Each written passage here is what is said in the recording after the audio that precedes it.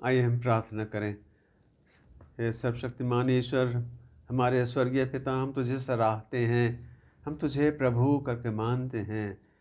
तुझे सनातन पिता जानकर सारा भूमंडल तेरा सम्मान करता है। हे दयालु पिता परमेश्वर, स्वर्ग और पृथ्वी तेरे ही ऐश्वर्य से परिपूर्ण है। आज हम तेरे उपासना में हम विनती करते हैं कि हमारी आराधना जो हमारे बीच में सब शिक्षक शिक्षिकाओं के लिए है, उसे स्वीकार कर और हमारी आराधना तुझे ग्राह्य हो, हमारे प्रभु यीशु ख्रिस्ट के द्वारा। आमीन। प्रभु में प्रिय भाइयों बहनों, आज शिक्षक दिवस है। शिक्षक दिवस के उपलक्ष्य में जो 5 सितंबर को था, हम अपनी आराधना में विश्व के सब शिक्षक शिक्षिकाओं के लिए प्रार्थना करना चाहते हैं। शिक्षा के क्षेत्र में आज जिस स्तर तक हम पहुँचे हैं, यदि परमेश्वर की बुलाहट न होती और उसकी सहायता न मिलती तो शिक्षक वृंद का श्रम और सरकार की योजना सफल नहीं हो सकती। तो आइए हम उस महान प्रेमी परमेश्वर की उपासना करें।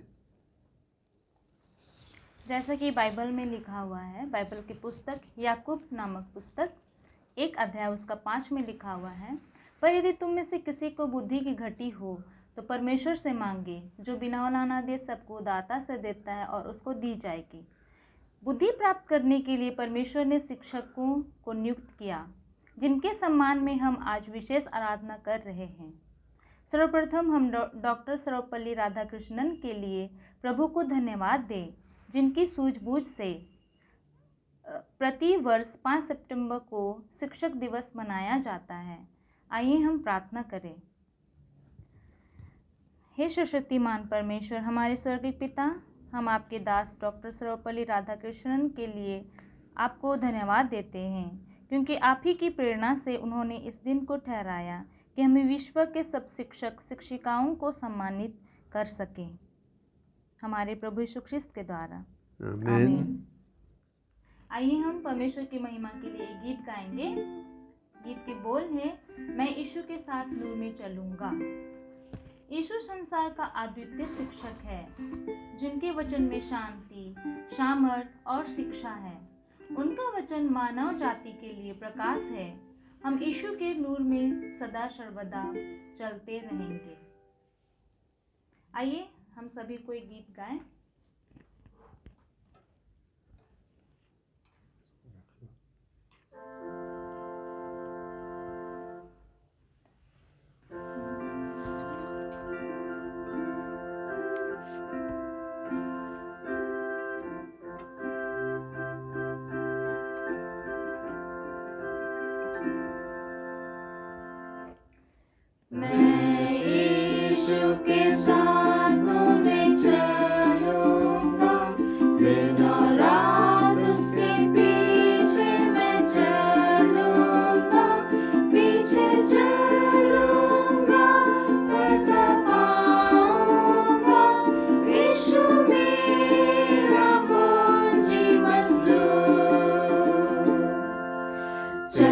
चलते नूर में यीशु के साथ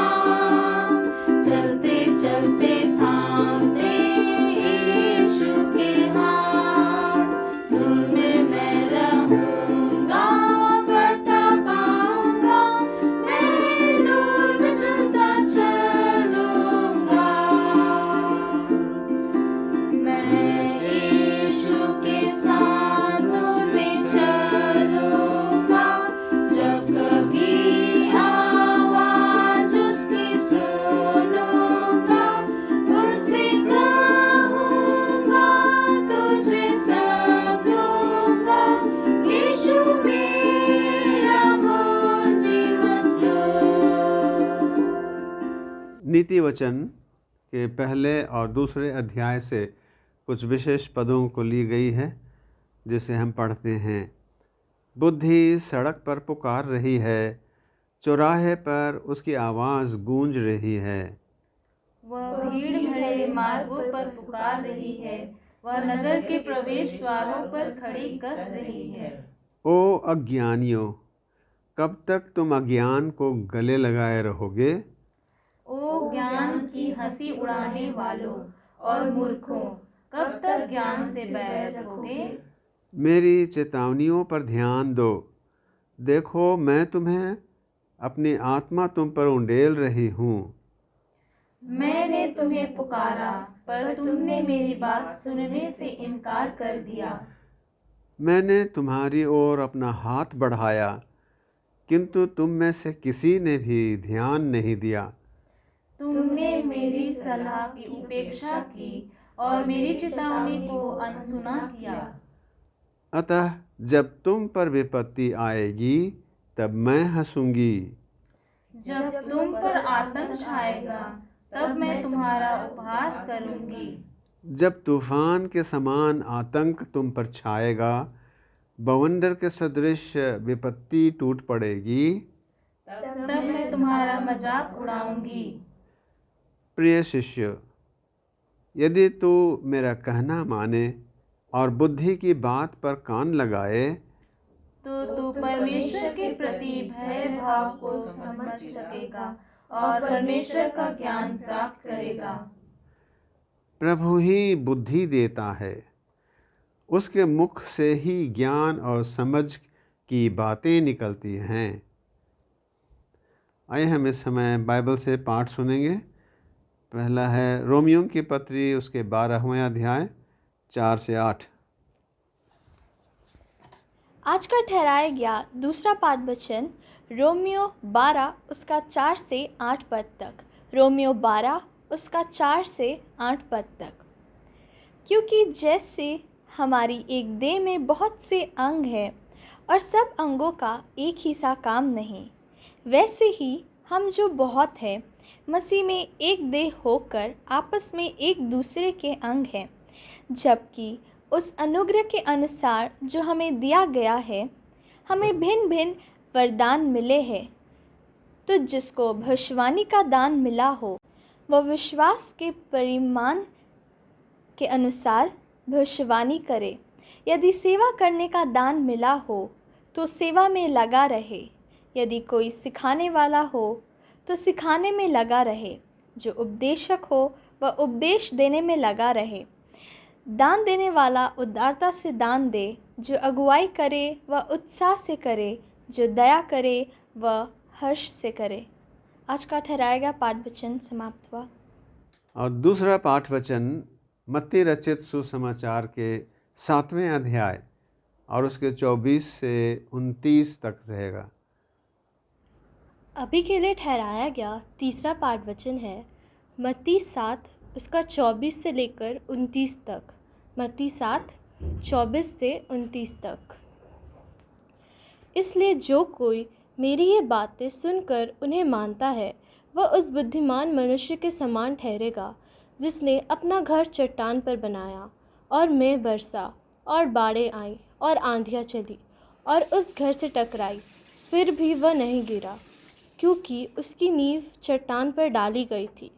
परंतु जो कोई मेरी ये बात सुनता है और उन पर नहीं चलता, वह उस निर्बुद्धि मनुष्य के समान ठहरेगा जिसने अपना घर बालू पर बनाया, और मेघ बरसा और बाढ़ें आईं और आंधियाँ चली और उस घर से टकराई, और वह गिरकर सत्यानाश हो गया।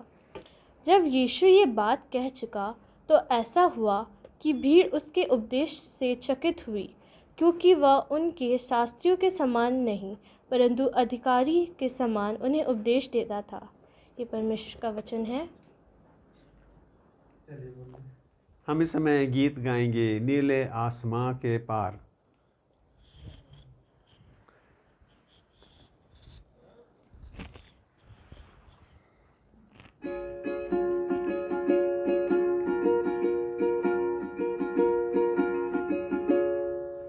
नीले आसमां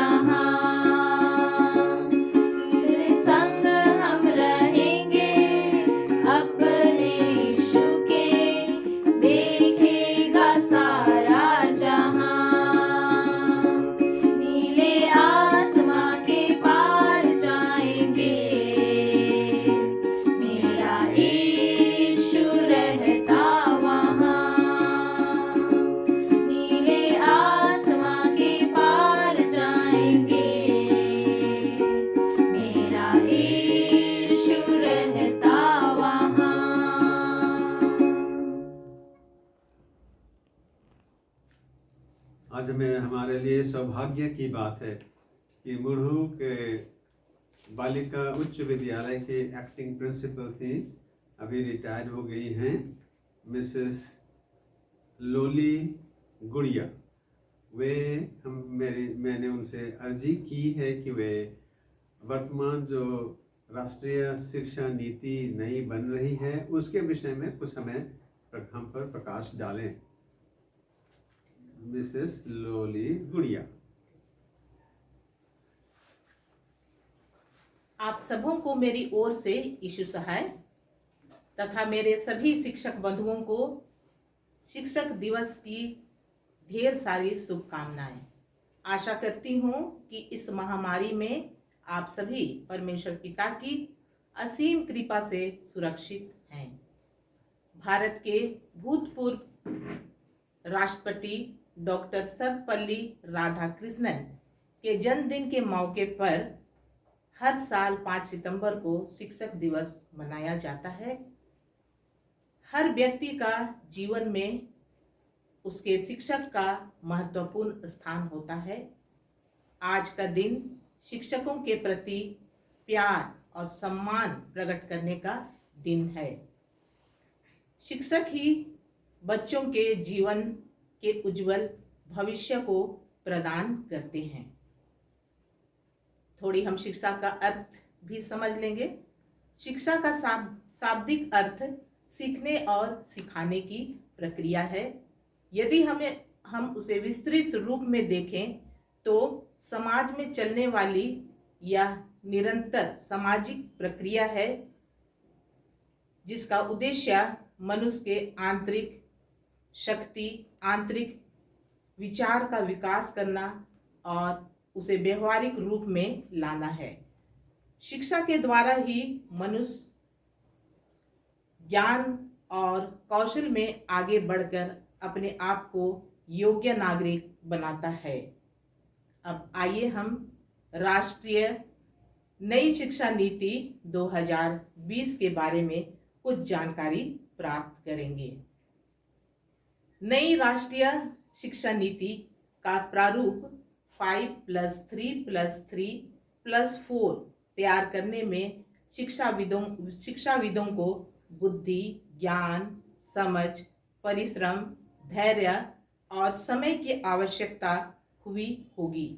मुझे विश्वास है कि परमेश्वर पिता जिसने मनुष्य की सृष्टि की, उन्हें बुद्धि दी, अपनी आत्मा की अगुवाई में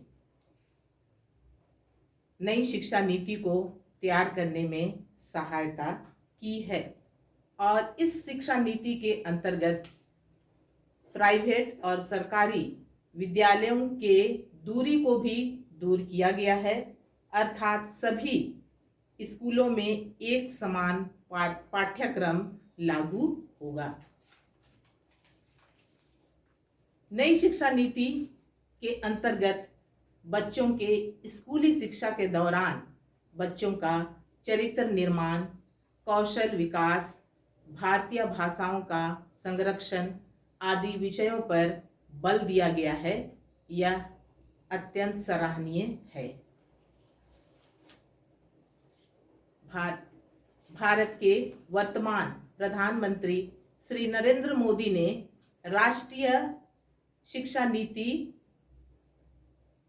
को 29 जुलाई 2020 को मंजूरी दे दी है।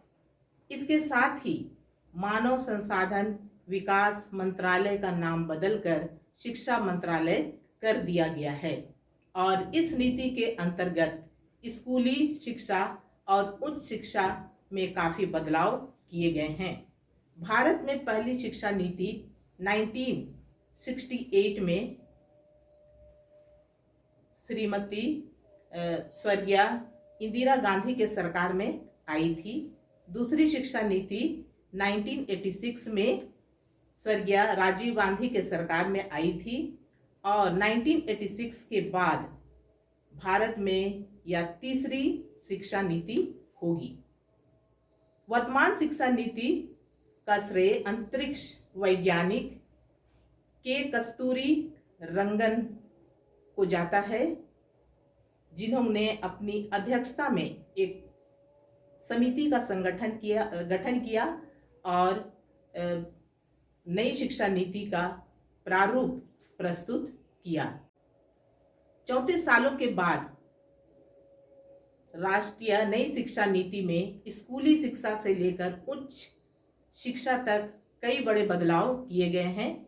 इसमें बच्चों की बोर्ड परीक्षा का भार कम होगा और उच्च शिक्षा के लिए सिर्फ एक ही नियम लागू होगा। नई शिक्षा नीति के प्रमुख बिंदु इस प्रकार हैं। स्कूलों में 10+2 को समाप्त कर राष्ट्रीय शिक्षा नीति 5+3+3+4 फॉर्मेट का प्रस्ताव किया गया है, जिसमें 3 से 18 साल के बच्चे को शामिल किया गया है और इसके 4 स्टेप हैं। पहला स्टेप 5 साल का फाउंडेशन स्टेज, इसमें 3 साल से बच्चे स्कूल जाएंगे और यह प्री प्राइमरी स्कूल कहलाएगा। बच्चे शिक्षकों के देख रेख में अपनी इच्छा के अनुसार खेल खेल के माध्यम से सीखेंगे और इसमें कक्षा 1 और 2 को भी शामिल किया गया है। दूसरा स्टेज 3 वर्ष का प्रीपेटरी स्टेज, इसमें कक्षा 3 से 5 को शामिल किया गया है। तीसरा स्टेज 3 वर्ष का मध्य या उच्च प्राथमिक चरण, इसमें कक्षा 6, 7 और 8 को शामिल किया गया है। और चौथा स्टेज 4 वर्ष का उच्च या माध्यमिक स्टेज, जिसमें 9, 10, 11 और 12 को शामिल किया गया है। इसमें बच्चे अपनी इच्छा के अनुसार विषय चुन सकेंगे और इनके परीक्षा में भी बदलाव किया गया है। साल में 2 बार परीक्षा होगा, यानी सेमेस्टर परीक्षा होगा, जिसमें वस्तुनिष्ठ और व्याख्यात्मक परीक्षा होगी। और परीक्षा में मुख्य जोर ज्ञान परीक्षण पर दिया गया है, जिससे बच्चों में रटने की प्रवृत्ति समाप्त होगी। अभी जो परीक्षा का स्तर है, उसमें बच्चे अधिक अंक लाने के लिए कोचिंग का सहारा लेते हैं। ये चीज समाप्त हो जाएगी और बच्चे अपने ज्ञान परीक्षण पर परीक्षा देंगे। नई राष्ट्रीय शिक्षा नीति में 5वीं कक्षा तक की पढ़ाई मातृभाषा या क्षेत्रीय भाषा में होगी।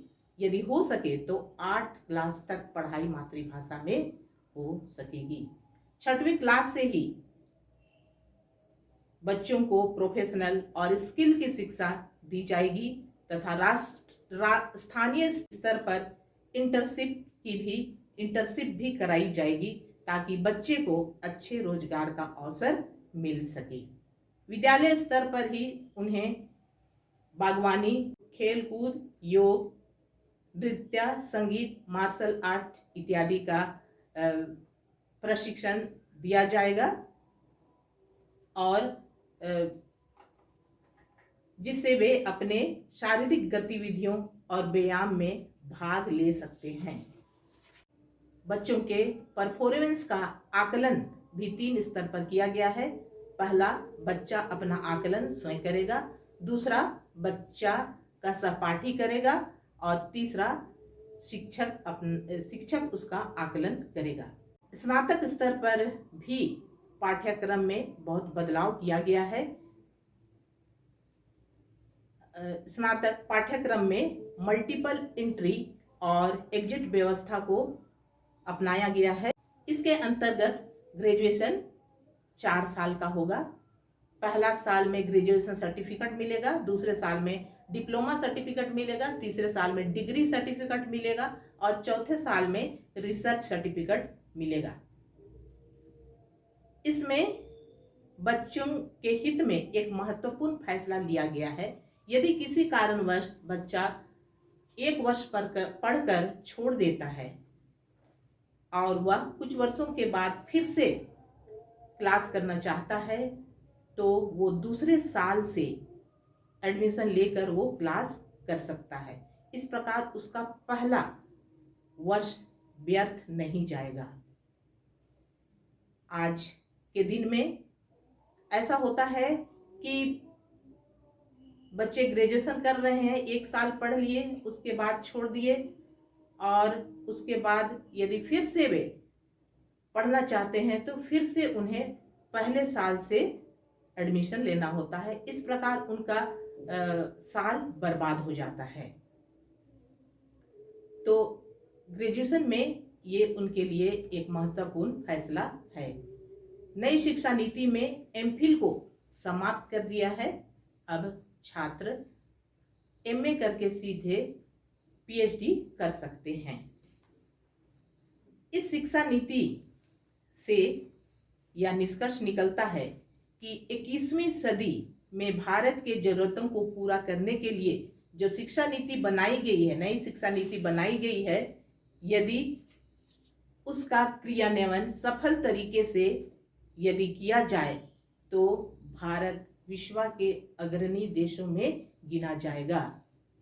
34 साल के बाद आई इस शिक्षा नीति का उद्देश्य सभी छात्रों को उच्च शिक्षा प्रदान करना है, जिसका लक्ष्य 2025 तक पूर्व प्राथमिक शिक्षा 3 से 6 वर्ष के आयु को सार्वभौमिक बनाना है। इस महामारी के समय अभी जबकि स्कूल और कॉलेज बंद हैं, बच्चे ऑनलाइन क्लास कर रहे हैं, फिर भी बच्चे कुछ नहीं समझ पाते हैं तो वे टेंशन में रहते हैं, और इस टेंशन के कारण समाज में विभिन्न प्रकार की घटनाएं हो रही हैं। ऐसी परिस्थिति में बच्चों के तनाव को शिक्षक और अभिभावक मिलकर कैसे दूर करें, इसके लिए शिक्षा विभाग प्रयासरत है।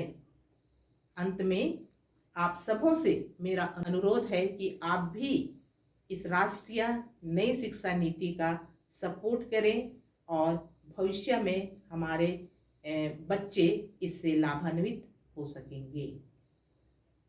धन्यवाद।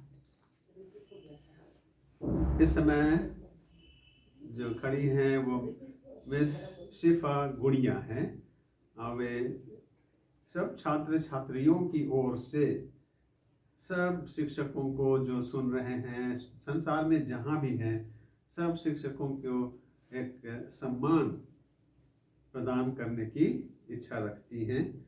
तो सब छात्र छात्रियों की ओर से ये हैं शिफा गुड़िया।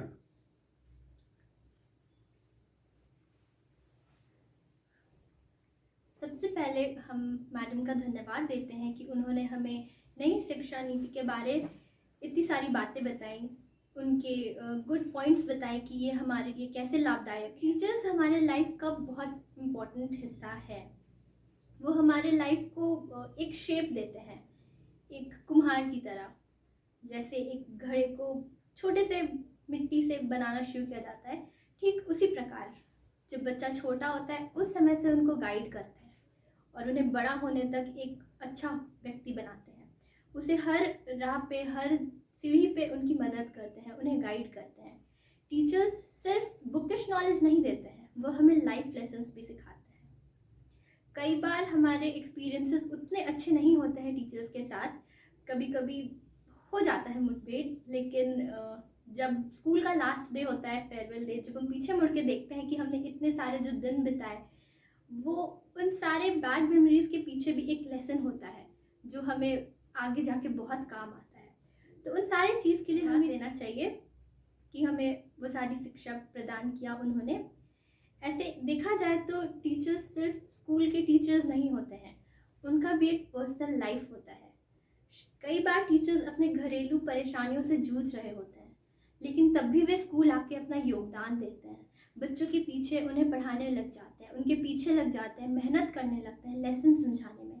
और वे सारी बातें भूलकर सिर्फ इस बात पे फोकस करते हैं कि उनके जो 30-40 जो क्लास के बच्चे हैं उनको वो अपना समय दें और उन्हें अच्छे से एक्सप्लेन करें, उन्हें अच्छे से पढ़ाएं। अभी इस लॉकडाउन के समय में जब सारे स्कूल्स और कॉलेजेस बंद है, सरकार ने ऐसा ऑर्डर निकाला कि टीचर्स को इलेक्ट्रॉनिक मीडिया के थ्रू क्लासेस लेने हैं, वर्चुअल क्लासेस। और इस क्रम में टीचर्स को बहुत सी परेशानियां भी फेस करना पड़ रहा है। कुछ टीचर्स ऐसे हैं जो कभी स्मार्टफोन यूज़ ही नहीं किए हैं और अब अचानक से उनके सामने ये एक चुनौती की तरह है कि उन्हें स्मार्टफोन यूज़ करना है, उन्हें लाइव क्लासेस लेना है। कई बार टीचर्स को समझने में मुश्किल हो जाता है कि कैसे हम लोग स्टूडेंट्स को एंट्री करें, कैसे म्यूट करें, कैसे क्लास लें। लेकिन तब भी वे कोशिश कर रहे हैं, वो परिश्रम कर रहे हैं, वो सीख रहे हैं और हमें सिखा रहे हैं।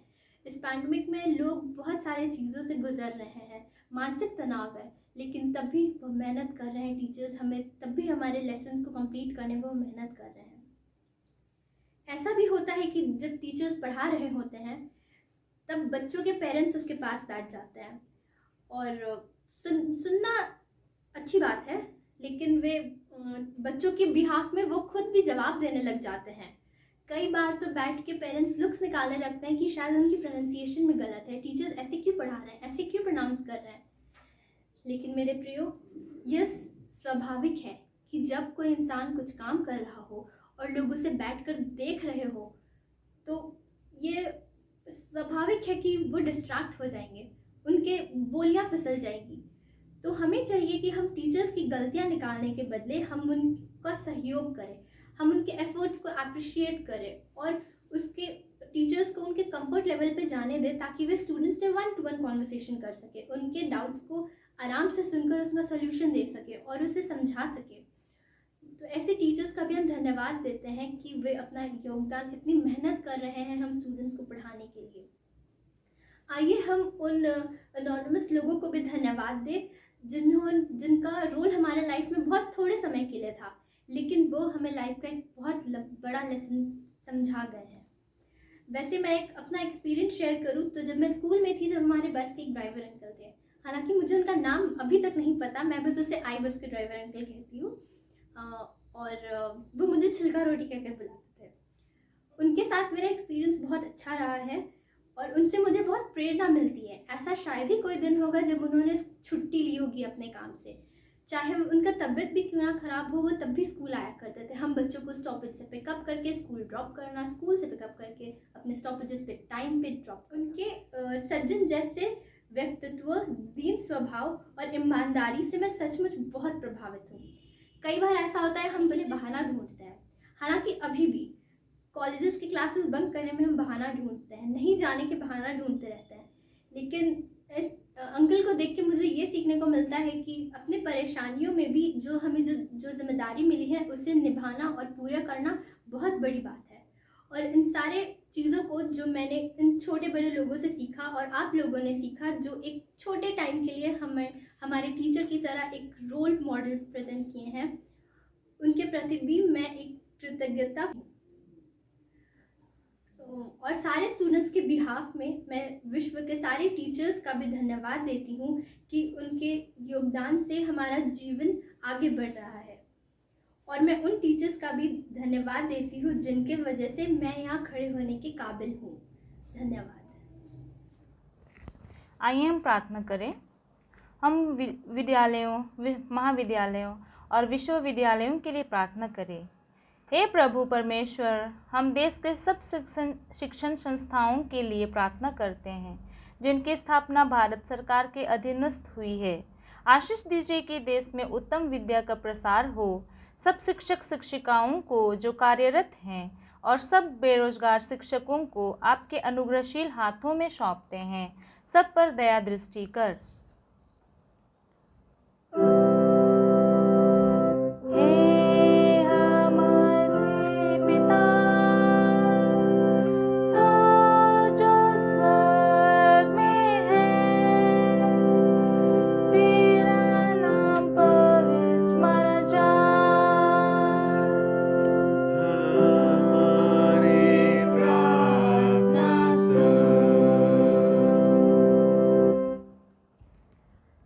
सब शिक्षक शिक्षिकाओं के लिए प्रार्थना करें जो व्यावसायिक, तकनीकी, चिकित्सा, कृषि और आर्मी जैसे अनेक क्षेत्रों में शिक्षा प्रदान कर रहे हैं।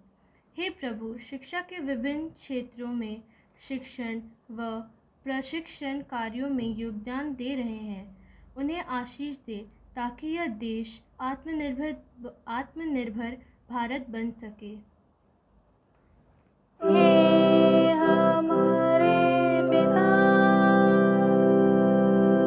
तेरा नाम पवित्र माना जाए, तेरा राज्य आए। हे हमारे पिता, हमारी प्रार्थना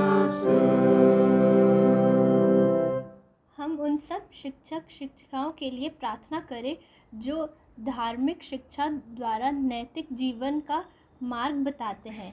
हे कृपालु प्रभु, पापों से छुटकारा देने वाले और अपनी धार्मिकता देने वाले सब पंडितों, शास्त्रियों, मौलवियों, पास्टरों का मार्गदर्शन कीजिए। हमारे देश में ईमानदारी, शुद्धता और विश्वस्तता का राज्य आए। हे हमारे पिता, तेरी इच्छा जैसे स्वर्ग में पूर्ण होती है, वैसे पृथ्वी पर भी हो। हमारी प्रार्थना आइए हम प्रार्थना करें। मैं भूल नहीं सकती कि मेरी प्रथम शिक्षिका मेरी माँ थी, जिसने मुझे बाबा बोलना सिखाया, और मेरे पिता जिसने मुझे चलना, दौड़ना और विद्यालय जाना सिखाया।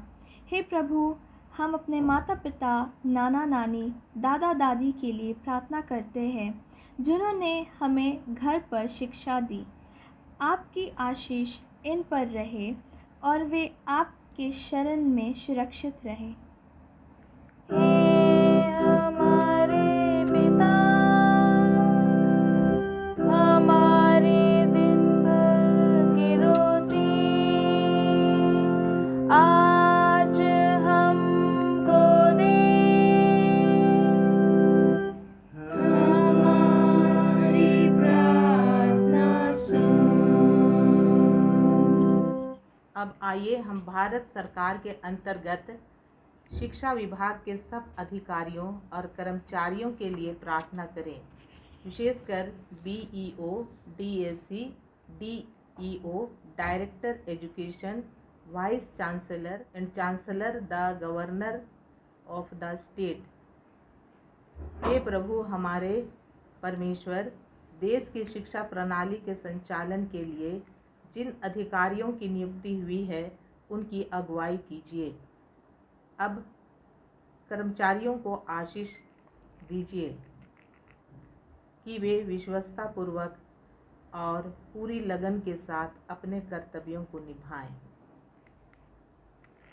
हे हमारे पिता, हमारे अपराधों को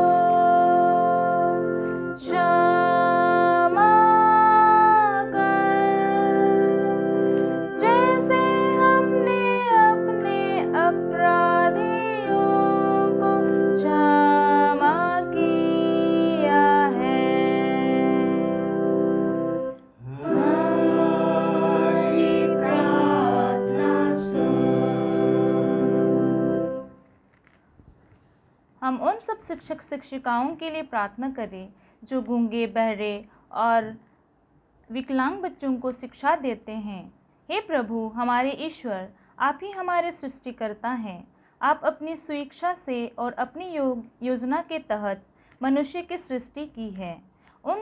हम उन आश्रमों, संस्थाओं और विद्यालयों के संचालकों और उनमें कार्यरत शिक्षक शिक्षिकाओं के लिए प्रार्थना करते हैं जो कठिन परिस्थितियों में आपकी सेवा कर रहे हैं। उन्हें आशीष दे। हे हमारे पिता, हमें परीक्षा में न लाए, परंतु बुराई से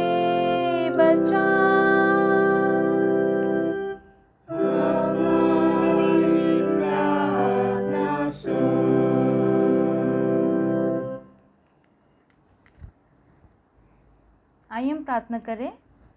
वचन कहता है, यदि प्रभु घर को ना बनाए तो उसको बनाने वाले व्यक्ति व्यर्थ परिश्रम करते हैं। यदि प्रभु नगर की रक्षा ना करे तो पहरेदारों का जागना व्यर्थ है। उसी प्रकार यदि देश की नई शिक्षा नीति के निर्माण में परमेश्वर को साथ ना लें तो वर्षों की मेहनत व्यर्थ हो जाएंगी। अतः आइए हम इस कार्य में परमेश्वर की आशीष मांगे और प्रभु की सिखलाई प्रार्थना के साथ आज की आराधना को समाप्त करें। हे सब राष्ट्रों के पिता, हम आज अपने नए देश की नई शिक्षा नीति पर आपकी आशीष चाहते हैं। हम पर दया कीजिए।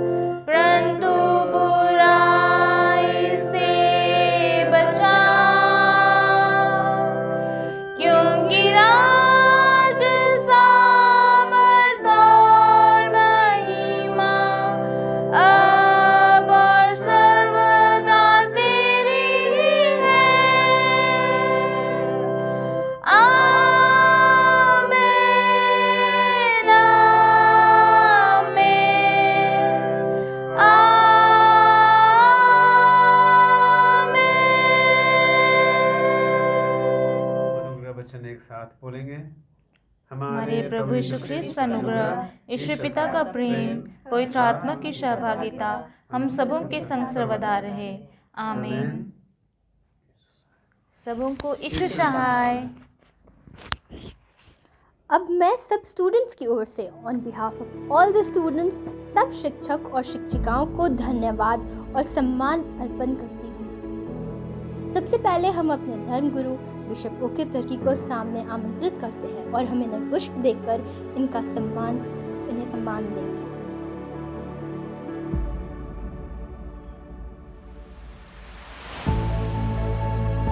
अब हम हमारे स्पीकर को सामने आमंत्रित करते हैं और मैं इन्हें प्रतिनिधि मानकर सम्मान के रूप में यह पुष्प प्रदान करूँगी और साथ ही में उनके सहयोगी को भी मैं आमंत्रित